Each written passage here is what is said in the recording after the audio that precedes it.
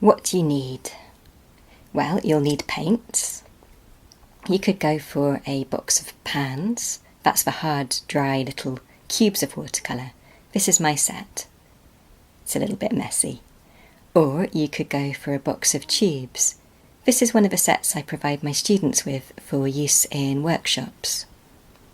You'll also need a water pot for rinsing your dirty brushes in, and another water pot to use for painting.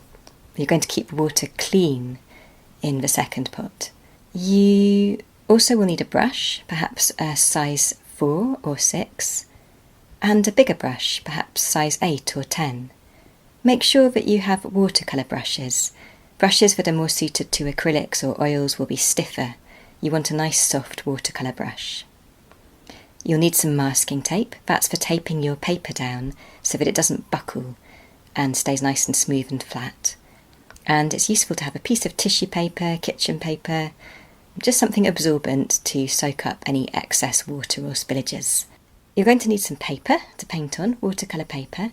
You could go for cold press, also known as knot press, 350 GSM or thereabouts. Just a basic, no fuss, standard watercolour paper. Ask in any art shop and they should be able to help you. You'll also need a palette to mix your paints in, or if you have a little box for your watercolour pans, you'll be able to mix in the lid if you're working small. If you don't have a palette, you could also use a big plate, a big china plate, but make sure it's white so your colours show up true and pure. Finally, you could have a big soft square brush. It's handy for covering large areas with paint, but it's not essential.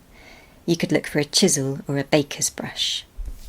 Okay, once you've got everything you need, go on to the next section and we will begin painting.